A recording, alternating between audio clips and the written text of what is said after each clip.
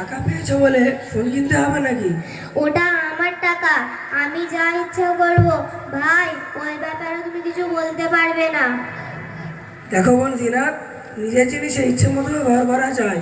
তুমি তোমার শখ পূরণ করো, কিন্তু যদি সেটা অহেতুক খরচ হয়, অপ্রয়োজনীয় হয়, তাহলে সেটা অপচয়। আর আল্লাহ বলেছেন, অপচয়কারী শয়তানের ভাই। সূরা ইসরা 26-27। আরে ভাই, সব সময় তুমি জ্ঞানের কথা বলো, আর আমরা কিছু করতে চাইলে করতে দাও না। আচ্ছা বাবা, ঠিক আছে, তুমি ফোন ছাড়া কিছু বই অথবা তোমার প্রয়োজনীয় অন্য কোনো জিনিস কিনে নাও। ছোট বোন লামিয়া কোথায় গেল? রয়্যাল প্লাসে দুলহানকে সাজাতে গিয়েছে।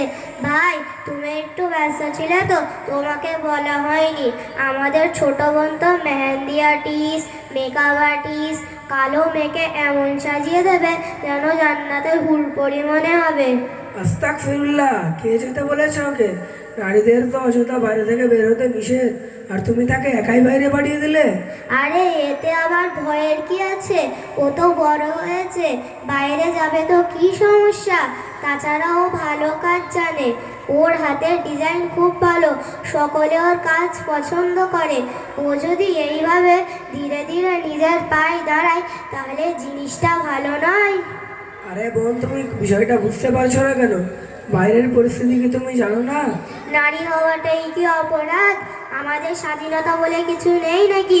আমরা নিজেদের ট্যালেন্ট মানুষকে দেখাতে পারবো না?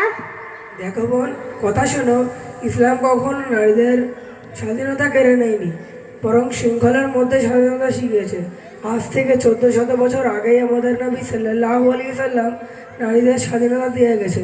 কিন্তু আজ নারী যে স্বাধীনতা চাইছে, সেটা স্বাধীনতা নাই, এটা বেহায়াপনা।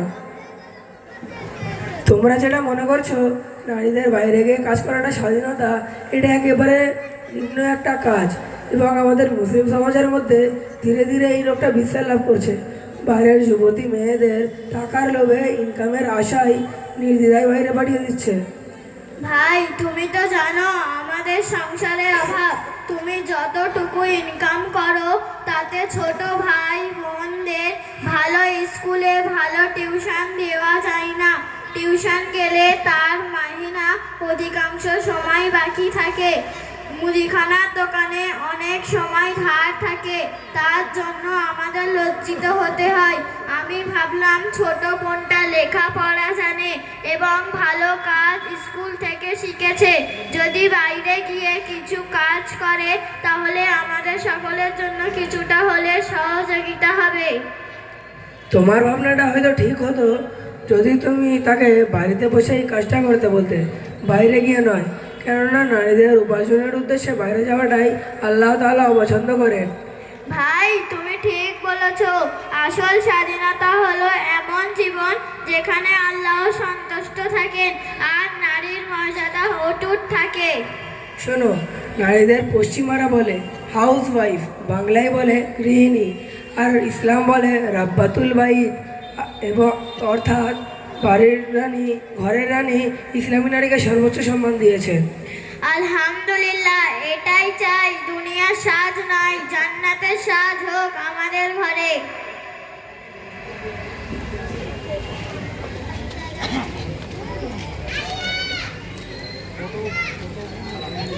আসসালামু আলাইকুম আকসারা।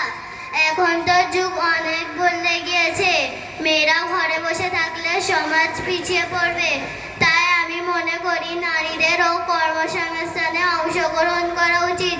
এতে তারা আত্মনির্ভরশীল হবে, পরিবারে অর্থনৈতিক সহায়তা দিতে পারবে। তোমার কথা আংশিক ঠিক মারিয়া। ইসলাম নারীদের ঘরে বন্দী থাকতে বলে না, কিন্তু কর্মসংস্থানের ব্যাপারে ইসলামের কিছু সীমারেখা আছে। আল্লাহ বললেন, আর তোমরা নিজেদের ঘরে থাকো এবং পূর্ণ অজ্ঞতার যুগের মতো নিজেদেরকে প্রদর্শন করো না। সূরা আল আহজাব 33। এর মানে এই নয় যে নারীরা কখনো ঘরের বাইরে যেতে পারবে না, বরং তারা যেন এমন কাজে অংশ না নেয় সেখানে পর্দাহীনতা, পুরুষদের সাথে অবাধ মেলামেশা বা অনৈতিক পরিবেশ তৈরি হয়। কিন্তু রুকসার, যদি একজন নারী শিক্ষক ডাক্তার বা সমাজসেবী হন, তাহলে এটা সমাজে উপকার আসে, এতে ক্ষতি কি? ঠিক বলেছ। ইসলাম এমন কাজ সমর্থন করে যা সমাজে প্রকৃত উপকারে আসে এবং শরিয়া সীমা রক্ষা করে। নবী সাল্লাল্লাহু আলাইহি সাল্লামের যুগে সাহাবিয়া নারীরা চিকিৎসা ও শিক্ষা ক্ষেত্রে অবদান রেখেছেন, কিন্তু সমস্যা দেখা দেয় যখন নারীদের কর্মক্ষেত্রে হয়ে পড়ে ফিতনার স্থান, যেমন পুরুষদের সঙ্গে অবাধ মেলামেশা, পর্দার অবহেলা, ঘরের দায়িত্ব উপেক্ষা করা, সন্তানদের তারবিয়াতের ঘাটতি। এসব কারণে পরিবার ও সমাজের মূল কাঠামো ক্ষতিগ্রস্ত হয়। মানে তুমি বলতে চাও সব কর্মক্ষেত্র নারীদের জন্য ক্ষতিকর নয়, কিন্তু সীমাহীন স্বাধীনতা ক্ষতি ডেকে আনে। ঠিক তাই, ইসলাম ভারসাম্য চাই। ইসলামের নারীদের প্রয়োজনীয় জিনিসের দায়িত্ব প্রথমে তার পিতার ওপরে, তারপর তার স্বামীর ওপরে থাকে। যদি কোনো নারী বাধ্য হয়ে কাজ করে, যেমন স্বামীর অপারগ পরিবারের অভাব মেটাতে, তাহলে ইসলামের অনুমতি আছে। শর্ত হলো পর্দা রক্ষা করতে হবে, কাজ যেন হারাম পরিবেশ না হয়, স্বামী বা অভিভাবকের অনুমতি থাকতে হবে, ঘরে সন্তানদের দায়িত্ব যেন অবহেলিত না হয়। রাসূল সাল্লাল্লাহু আলাইহি ওয়াসাল্লাম বলেছেন, নারী তার স্বামীর গৃহরক্ষক এবং তার দায়িত্ব সম্মুখীনের জবাবদিহি করা হবে। সহিহ বুখারী। তাহলে ইসলামের দৃষ্টিতে নারীর কাজ পুরোপুরি নিষিদ্ধ নয়, বরং সীমার মধ্যে হলেই ক্ষতি নেই, তাই তো? একদম ঠিক। ইসলামের উদ্দেশ্য নারীদের অগ্রগতি থামানো নয়, বরং তাদের ইজ্জত, মর্যাদা ও পরিবারকে রক্ষা করা। যখন নারী নিজের সীমা বলে সমতল নামে প্রতিযোগিতা শুরু করে, তখন ক্ষতি হয়, পরিবার ভেঙে যায়, সন্তান পথভ্রষ্ট হয়, সমাজে ফিতনা বাড়ে। এখন বুঝতে পারছি ইসলাম নারীদের সম্মানিত করেছে। ইসলাম বলে, কোনো ব্যক্তি যদি কন্যা সন্তানের অভিভাবকত্ব গ্রহণ করে, তাকে উত্তমভাবে লালন পালন করে, ওই কন্যা সে ব্যক্তি জাহান্নামের পথে প্রতিবন্ধন হয়ে দাঁড়াবে। ঠিক তেমনি নারী যখন তার জীবনের দ্বিতীয় স্তরে যৌবনকালে পৌঁছায়, ইসলাম তার সম্পর্কে বলেছে, তোমাদের মধ্যে সর্বাধিক শিষ্ট ও উত্তম আদর্শের অধিকারী ওই স্বামী যে তার স্ত্রীর সঙ্গে ভালো আচরণ করে এবং ভালোবাসায় কমল হৃদয়কে ভরিয়ে তোলে। অনুরূপ নারী যখন তার জীবনের সর্বশেষ স্তরে পৌঁছায়, তার মর্যাদার ফুটন্ত গোলাপ রূপে অতুলনীয় ঘোষণা দিয়ে রাসূল সাল্লাল্লাহু আলাইহি ওয়াসাল্লাম বললেন, আল জান্নাতু তাহতা আকদামিল উম্মাহাত, মায়ের পায়ের নিচে জান্নাত। ও সমাজ নির্মাতা হিসাবে কিন্তু আধুনিকতার নামে যে স্বাধীনতা, সেটা অনেক সময় ধ্বংস ডেকে আনে।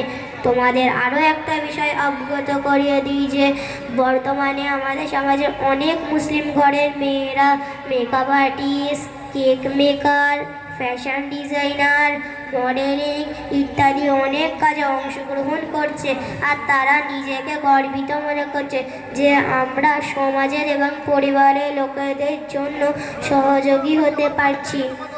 আর তার সাথে তার পরিবারের লোকও সাথ দিচ্ছে যে ঘরের মেয়েরা ঘরে বসে থাকবে কেন, তারা সমাজকে দেখে দিচ্ছে আমরাও পুরুষদের কাঁধে কাঁধ মিলিয়ে চলতে পারি। সমস্ত নারীদের জানা উচিত, কোরআন ও হাদিসে নারীদের কাজকর্মের জন্য কোনো নিষেধ আরোপিত করেনি, তবে দুটি শর্ত বলেছে। প্রথমত, ব্যবসা সমস্ত দিক দিয়ে হালাল হতে হবে, হালাল পদ্ধতিতে। দ্বিতীয় হলো পর্দা রক্ষা করতে হবে। তাছাড়া ইসলাম নারীদের সৌন্দর্য প্রদর্শনকারী সমস্ত পেশায় নিয়োজিত হতে নিষেধ করেছে। উপরে যতগুলো বিষয় বলা হয়েছে, নারীদের প্রদর্শিত হতে হয় অথবা পর্দাহানি হয়, এই সমস্ত কাজ থেকে নারীদের বিরত থাকা জরুরি।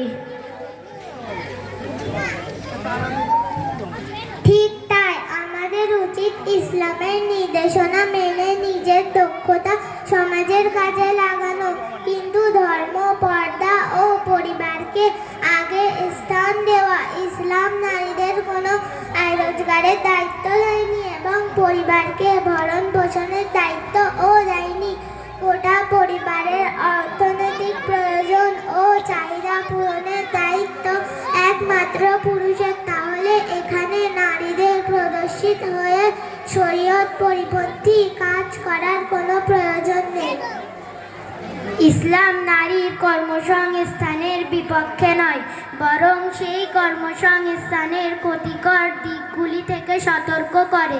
ইসলামের দৃষ্টিতে নারীর আসল শক্তি তার চরিত্র, লজ্জাশীলতা ও পরিবারের ভূমিকা, আর এসব রক্ষা করেই সে সমাজে আলোর দিশা দিতে পারে।